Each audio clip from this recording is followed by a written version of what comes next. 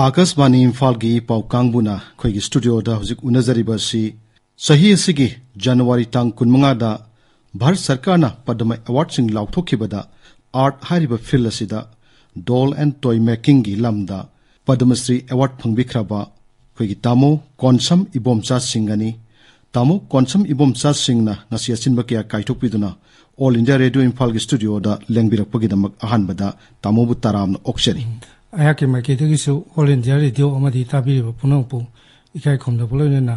taram noksari yamna nungaijai tamo achinba kya kaithokpiduna lengbirakpa padmasri award phangbasida tamo gi wakhalda kari phaubi habadu ahanboina miyamda khajitang share tawbido yamna ikang kanghaudana padmasri gi lautorkuda aigi ming yawrukpachi ai atsuki mate nungaina sujarakpagi mahiya lena laujai aduga aina sujariba hojika akoigi sobinaba masing yamaktraba sigumba art form amakakpu akoigi bharat sarkar amadi manipur sarkar leiba mari leinaba singna sakangbibani haina laujaraga yam nungaijaba amadi chauthokjaba phawi yam nungaiji tamona padmasri award phangbibagi nungaiba phongdokpikhre mathang damuk lakchaning basi tamona karamba matamdagi खोगी doll and toy making हाइबदी खोगी मिठै लोंदारगना लाइधि साबाइना सुखंगनबा सिनफमसिदा इसागी सही कयामुक सुरकपदगी कर्म मतमदगी खोंगदाबा हौरखिबनो हाइबदगी वारिदु खरा लिबियु खोगी इमुंगसे खोगी याम लेता लाइरगी मरकता हौरकपा अदुगा खोई चिलिनो तराने खोई चिनौ तरासी बाबाना खोई पिङैदगी खोई डॉलेन टॉय हाइब सिनफमसिना मरुइबा खोई income ओइरगा sikak suraga khoi myam se thak na bo khonar ko adugi maram oiga khoi che dum yam pi ngai dagi ai se thabak suba yawre ai dai san ningsang bada class 5 6 adai dagi yawgi ai di chahi tara ma thoi adai dagi suba je dum babai mrak ta phamaga mateng pangpoina dum suba yawre hari ba sinpham sida family gi mayam sina punna suminna basida ai khoi gi tamogi pabung haina mamang dana subiram basida ida khoi gi award kumba phangkiba adugumba gi wari ga lebibra tauna ningsang biraga dikat takpiyo khoi gi se khoi baba sina khoi gi sigi lamsida state award phangkre dagi na khoi gi 1979 80 da aduga amuk 1984 da khoi national award phangge adagi ai popular bi imagina mana kauna soye aduna kauna craft sida ma sina muk 1983 da national award phangge adagi mo akhoi isino nupa mangane nupa manga se akhoi dolen toida aduga decorative item kauna gi craft sida akhoi manga mo state award ti loina mo phange hairiba tamona husik subiriba doll and toy making si masi karamba pot singna saba karamba makhal gi polam singno haibudasu tabiriba singna tabadu nungaina ba khajitang masa khaina takpiro akhoi gi je masi gi art form je akhoi gi doll and toy dolls manung di chalaga akhoi gi sina akhoi gi hana lejaramba akhoi gi phi gi lai phadi bi si gi mawong sida akhoi gi kitang innovative oiba aidi ma sai akhoi gi durga puja gi ga bengalong gi sariba murti singi aduda yawriba structure si lawraga akhoi na apik pa form da akhoi gi kaiba toiba leitana ba kitang chena ba tawraga saba duga masi saba je akhoi gi maroina tara dei charu sange adagi charu ga tara ga sina akhoi gi skeleton figure ma sarba akhoi na pamba size to adagi mo adi mathak sida ma gi khud ki saruk sing kai sing se akhoi gi phi cotton phi aman basina moida gi gam jiga tor ka mo yelani adagi mo akhoi gi u gi pedestal am da lepaga ma gi hakchang gi anatomy gi saruk sina leipak ka limon ga sugai raga mai anatomy sab adagi mo adugi leipak ki oibe saruk sing ji chakhai dana ba apa ba phi man mathak ta gam tor mo napsan ba adagi painting lai aduga maroina akhoi gi sida hujik sikitang mayamna akhoi gi mapalom da gift oina piba akhoi gi gift item oina chale hujik se ana gift item oina piba sida akhoi gi samai da jagoi raski jagoi radha krishna gi dol sama piba kanda akhoi gi sida radha krishna gi murti se samai towi akhoi gi costume se samai towi haibi se akhoi posida utpangam bagi keno ma yawba adagi sidna natra akhoi culture ga mari leina ba traditional gi oiba akhoi gi khamba thoibi adagi pungnei bagi murti sing adagi tribal forms tribal ki jokoina dress se magi tribe ki oiba dress to reference lawraga koina mana pataloga toba dunanga sai mayamna khogi mapalom da gip oina phi hi kan da khogi oiba traditional culture ji posin utpangam bugi poda ka hojik si oirakwa aduna jo khoi mayamna pamda ba jau jiti adum phajana pamda re haitare hoi da hairiba tamoina sabiriba khoigi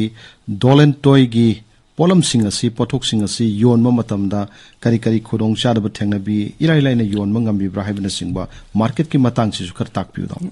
khana khoi babala inge khoi punna suri nge dadi khoi pothok si am lerame adam matanda di manipur hello handicraft development corporation adagi man state hello house singba tongan mafamda khoi punna pulap piraga matamdu dadi yam market oina yolami haitare adagi babala khidra matung dadi khoi market ki khudong chada ba khara di thengnagi adudagi among hojik se 2007-8 adwai dagi di amo khoi sung khoi archik tang khangbi ba suri sudra boining ba hoi ai di market ta phanglatram na ada akhangba sing sum lakpi ba adagi office ki oiba khoi office ta khoi SBI gumba achaw office sing gi moina VIP sing lakpada memento oina pina ba adamaina moigi order sing je yumdo ni lakpi rakba hoi adana hojiti order se dum marang kaina lei hojik tamona subiriba dolen toy making gi lamsida yumda tamo mi kyamuka subi tamoi thandan hona bibra ikha thaba khoigi satra sing tambiba ga leibra haibda su khara takpi hojik ki oina di aingonda aigi da suri se ai khatang suri aduga aigi dress ki matang dana khoi mama na mateng pangba hoi adi loan ba khotpa ki matang yaul kan aduga aigi da lakwa ai khoi government gi oiba khoi guru sisya kaina parampara kaina leiba program anir kumba tawkre adaida khoi chatra tara gi adagi training gi di adum khoi gi bhopal da leiba Indira Gandhi Rashtriya Manav Sangrahalaya kaina moi desu adum moi gi oiba training sing da khoi ai training piba gi kei dang de adum tawre tawdo masi craft se kitang masagi pithorakpa dagi masagi will kan ba ma yaudragadi oi bangam da ba aduna hojik se ai gi dagi tamamba chatra da koi ani ama state award phangi ba ani yaure adagi atai ana lemhori sing khoi gi sidagi haira thoki sing se aya mana lakpadi khoi gi art college dei tholok pangang sing oi ba aduna moi se sculpture dei lakpani na khoi order se adum achaw sing chu raga sina khoi gi part time gi thabak oina leiba aduga aigi na mu sina aigi imung munung punobagi amatangai ba lambi oibani na aigi oina di sina dum lengdana dum suba dumain taw yamna nungaisi tamogi thabak subibagi mawong aduga satra sing tambibagi matang sing takpikre makha tanam laksening basi tamo Padma Shri Award si kamdongno phangkhibano haibadi tamona akhoi Padma Shri Award phangnana bagi damakta tanaruba chiasang thagat khiba leibra karmaina phangkhe bagi wari tu sukhar takpiu adaki Padma Shri phangbagi matang ji madi aingonda siam surprise oi kaginoibo mase mamang da sum akhoi takhibda akhoi craft from the labor kangku se akhoi sigi keno si award si phangani habi jo khoi isana su khalludaba hoi aduga ai se December 26 adaida keno dagi akhoi inquiry la kanena DC Impal West from dagi phone tore adanda inquiry gi no na ha kanda Padma Shri thagi baine na ada tasemogi di ai samang na di thagi daba hoi aduga mase kana umabna di thabirongani hai adung po tha birok mi ji ai na hoji podi ma se khangri ba adagi moi inquiry mathang home affairs from dagi inquiry mathang sum verification na sing ba kanda 25 ki koi 26 January mangoi ne law thok pai da yaw puta ingonda yang ang pam phawe kai no bu mayana tana bute yang wai hai bo potong ka ana kaim tana ru tuna phanglu pasi hoi adagi among nga sagi khoi da nungai jo phawri sina khoi smaina kachin ko ya da thabak suraga khoi gi di hingde ya dam ni na masi suraga hingini da sida thiraga khoi yamna khoi gi ngangna ruba tana ruba yaudana thiraga khoi thira pibi rak pai tare sigi dam ta khoi gi India government ati Manipur government amadi sigi mari leina department chai yam thagat chani yam nungai tamona sagi isana hariba award si phangjage haidana tanaruba amata yaudana tamona matam sangna pi ngai degi honarakpa sinpham si khangbi ba singna haiba tare madu tamogi damakta hona birakanda madu thagat pidana madu pau phaubi dana honaraga yam khang khangudana manasi phangbada nungai bi biduni tamona haibiri basi taw makha tana laksining basi hojekti padmasri awardee ama oibire laibak asigi yamna lemjaningai oiba mana ama su phangbirabani tamodana hairiba sinpham sida makha tana kari kari hone bining balai habadasu khara haibi tasengbadi akhoi jo alo isale adagi subina ba akhoi gi huji huji ai tanda suri basi ai ma chak amu leigidragadi makha leihoroidra haibagi nungai akhoi gi kai ngoi isada nungnang ba madi phawre aduna ngasagi hojik government na kitang mateng pangbiragadi aigi lejariba angang adum aigi dagi thokhiba angang 35 ma kulam de adum leib aigi da darkar leigadi moise aigi da kaura suba adeida akhoi gi oba pullaga suba yaba akhoi common facility center gumba ama akhoi thamba pame adoragadi mayam do punna suragadi hojiki kanojida production laktoine adoragadi hojikti market thibagi awawa siam kan leinadrabani na ade hojik sigise online sell toge habase dum laib ada aigi thoiba pothoksinadi online sell ngadi pibanga moidanina kamona sari ba kharajinadi ai yumda lakpo order singdu adu su pide ya pote hoi aduna ai adugumbase lawdabane aduga ai se hojikse makhata bada kaigumba mateng phajana phangagadi khoigi mayam sumina bayaba workshop ama adagi ai chanakan khoigi aina sum sujariba mayamna order si saw na customer singi apambaduna ina sujari se aduna customer singi apamba si sum sura kanda kana bomna phausu bisu sabi hoy dei kana bomna akhoi cheng khapa sabi hoy adei kana sumaina tongan ba mayam sum sara kanda ingon da phausu bom khagle akhoi manipur gi akhoi hujikti uba phangdraba akhoi angang sing su uba phangaroi daba akhoi na gadi khar ningsangi ba adugumba akhoi gi traditional oiba culture gi pot khar di ai chum mathang saglaga art gallery ama maina khoi dolls ki oiba da doll form ji daina thamjani pocha khoi gi akhoi hojik se phau agang sin phau su buji khangdre hoi ada phau su buji khoi na saraga thamati matamam de so adai mokte khoi sumaina phau je milna tabada yum da swan surga charami ada gi hojik siang kha pho khangdre milna phajana tak tho phira uni hoi adna khoi gi in jingbagi ni khangde ama ni khangde khoi gi ariba adagi moirang kangleiron gi wari jing sarga mathang khoi dol form ji thamba ana adamain tawga ai art gallery amati mateng kitang khoi da sidagi ai award gi yengbiraga laagadi adamaina tawjake na ai mangamdi magjari haita ya madusu mang phauno biboi bio tamo takpirasi government ki maikedi ki khajitang makoina thawai yauna tamo gi art form si yokhatana aduga tungkoina lehongna balambi khara yatpi boyna mateng pangbiragadi hariba traditional oiba art form mayam ama tamona sabira kanda madugi gallery ama thamningbagi wakhal aduga hena masi tungkoina lehongna bagi lambi makak hona birongge hana khanbi baduni yamna nungaiji tamo makhatana tamo laksening basi tamona sabiriba khoigi laidi sing doll and toy sing si customer amana apamba mawongda haibidi khudam moina in sing bigi mawong ama sabiu phausu bagi mawong ama sabiu haibina singba hairapu matamda madu manana behekta tamona sabangam bibra masi sidagi henna saba ngamdi haibina singba akakna blai brada idu sukra haibiu dam khoigi sigi art form sida de khoigi saba yada ba haiba posi leitaba aidi mina hairiba khoigi customer gi apamba se khoi loina subu ngame adagi mo akhoi sida khenari ja akhoi gi sina mall system natabani na akhoi gi khunna tonga na semaga metna badagi thektana semani na khoi customer singi apamba de khoi adun chapsana piba ngame de aduga admaina khoina sarkanda mai apamba du customer du na pela ka dhara ora sakibne khoi de nungai jari hoi yam nungai chi tamona ngasai gi customer singi hek apamba mawong du daida sanana bohona bibaduga saraga madugi magi customer gi apamru thunga kan harawroga sakibagi tamona sajabagi awa pumba kauduna madugi nungai jabadu takpi bani yamnu nungai ji taw makhata jarak pada muk tamona sabiri ba khoigi laidhi sing doll and toy sing si magi mamal sing si iman manabra mamal sing kaya dagi pirga kaya bugi range taga leibi adai du chorak na khar thambi maman gi matang jidi maman je koina ai gi sari je koi gi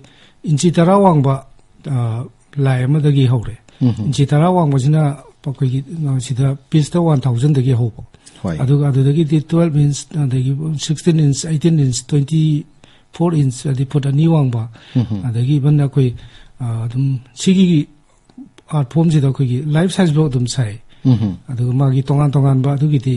ma gi sa ga doi ba lai du gi ma gi costume gi adagi magi wang ba sao pudu gi matungina maman je tamai tonga na lepa tamuna sabiri ba dolan toy singsi aya mana khoina ujaba matamda apik pa size waina inchi tara kungi soina apik pa size waina ujaba sidaida tongan ba community kaya gi traditional dress set pa khogi dolan toy kaya su khoina u phangje hairiba tongan ba community singi masak tak pa traditional dress singsi apik pa laidibi singa da shachin nabage damakta apik pa phi ron sing sembagi tangai phadaba lerangoni khanjai aidi khoigi life size da seliba phi dumok shachin badi yada banina masri da phi singsi tongan community ki phi masa semaga setpagi matang sida khudong chadab kari thengna bi awa ba kari thengna pi adai du su khara haibi ai mujiki inchi taragi kamal loina mayam na hek upu da thamba adagi decoration adai pito pisin to de hena khudong cha ba je koi inchi tara sina khwai de oi an mayam na hena dima le ba sai si hoi aduna koi gi inchi taragi sai sida se sam da tongan ba koi gi tribal community magi dress se tangkul sabi ona tangkul si sar kan ma gi dress se khoi na ama heta session bum tam da magi mogi su traditional dress ai bum lejabani na hoi adu gi dress se khoi na magi tongan ba machu jing je khoi na phi da ka aga adu da mu koi gi akopa saruk sina original phi du de yenga ga ni ko khoi to je de si hoi adu gi akopa saruk sina koi gi color na ye aga adu mai to ga koi gi magi dress se chawlak pa khoi na chap chabani haidra ga su mai traditional costume jing to khoi yaring ge set na bo hona jabe mathang namuk lakchening base tamo khoigi tamona sabiri ba dolan toy singsi saba matamda kayam kuina gadi sangbi masik matam sangbagi matang du khara muk thambiyo lai ma sakanda khoigi magi process se kan be yadawni na khoi je process se khara sange aduna ngasai gi kangbagi matam darkar leiba ke do mayam si tor kanda khoigi lai ma saba matam di hafta amada gi di ta dana sange khoi mai je khar kan surugani aduna ngasai gi process se kan aduna khoida amakak suba ji de khoida farak tai aduna khoi gi khar ga pulap suring da ngasi jina step ama pulap suba adu nongal ga adu kangan bagi pun chat pa adu maina sangmudi khoi minimum da hafta ama change makha mukta jarakpada tamona yamna ngalingai matam de angang oringai de hauna dolan toy making gi lamda pamung hagi matung inbiraga subirak pasida ngasi babuda sorakna tamo 60 years sahi humphumuk subire tamona ngasi babu surak pasida de yamna sanga ba matamni masde yamna wagi ba khogi thengna gi ba wa thengna gi ba matam sing lebi bra haiba tamo gi dolan toy making ga mari lenana asai sida khara thambi do baba le ngai matam koi punna suri ngai matam de khogi pothok se marang kaina leiba adagi khogi government gi obe dukan khara da ju akoino punna pi bagi khudong sa bse leiramba adagi khoi baba se 1999 adai de leitre matung ji de ai ju yum pan bagi angang ka yaw pagi adagi khogi suminari ba khoi yamba jing kai jing jo mai tongan ba hingna ba to par employee oi hiba kai to ba loi chana raba suri se ai ithan ka tangai ho matam ji da angang gi kai jo hona de ya da gi su si thabak su ba ngamak ta ba adai matam da mu dukan jing kai jing jo kai yon phang gi awa ba su yam chawna thengna gi ba adana yam da mai kan da 2003-4 adai si yam wa gi ba matam oi hoi adagi khoi gi suru ga su yon bam lei ta ba gi adai matam ji da je masigi thabak si to oge atopa thabak ama di kaino hingbe ya ba thabak ma tawrage kaina khanwa matam ma leigi adaida ai imana bam le hojik sadum ai mara adum ningsangi aina to oge na kana taw matam sida ma de asma si to kono baba le tar kana di sobi na leitre mangra ni habi po sida ma yam kana pressure taw hoi adai mana office ki thabak taw electric age mami usam rajen ne ai yam tin abi mana mana office tagi magi staff sing moi leiminar bi singi dagi order ga polaga ingon da suan ba adu magi chawba tang kakam le adu po adu na ju lai bo demand khara du na di hingbe yar tam ni na ai se lai sab se matam khara tok thoe to kan dai dukan lama phame dukan ma ai ba ka tor ga more de poche lo ro ga dukan lama phame adagi sahi mu phama kan da dukan se ai ge su sana bo electric hoi adai sana bo electric ni na ai se matam da aina to ge na khalang matam da office tagi akoi national gi oiba conference ko ba ka mo to bagi memento pi bagi order se khar la ko hore rims ki kari gi pi ba dagi khar tawre adai di adom do ina thabak se su bo si amo hore adagi adai matung da khoi gi State Bank of India gi moi kambu na khoi gi Manipur gi dol se moina memento ina pi kan da yam pam ba adai da bazar da phangi ba gi kana se po se moina kitang ning ba thungti ana ai je thirak ko da gi thengna da khoi gi moi gi pot memento se Guwahati Mumbai adai Imphal gi secretary branch sing ba gi po se pi ba hore adagi de ai gi hana aina yolamba maman da gi su khar ka khat pa ngam me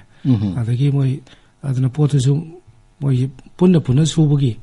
tanjam la ko da gi ai gi hingna bai lambi se kitang adagi mayu nam di la ki hai tare hoi adugi matam du da gi sum khar ga la ga koi suri ye je khang kan da tongan be kadai de no thina ga la ko sing se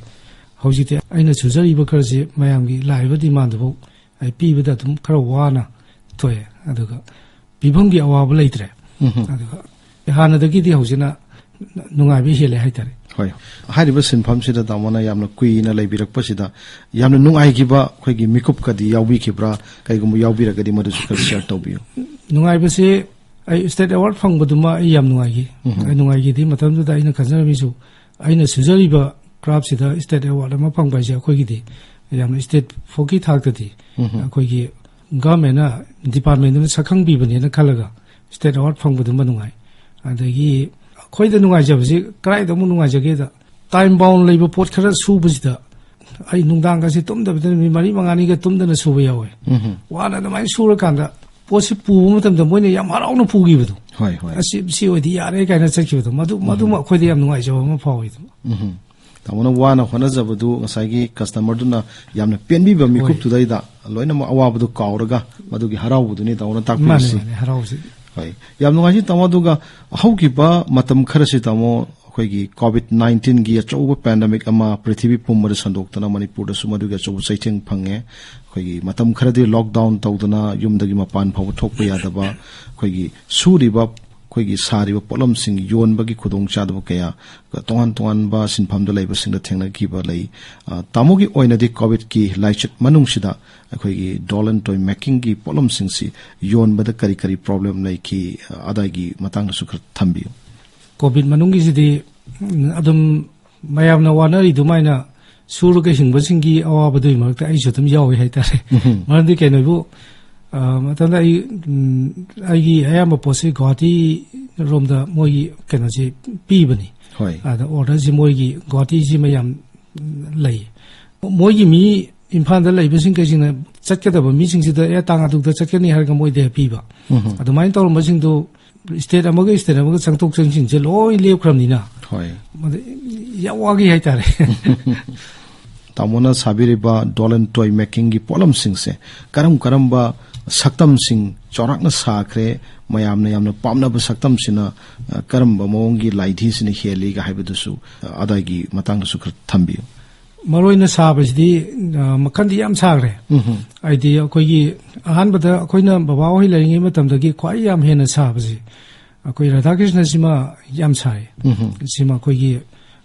mapalon da pu na yam ba hoi na tawi hoi ai di customer sima palong gi hoi ba ke dukan da thar ga zu Radha Krishna sina he na di ma lai ba adagi marak da khamba thoi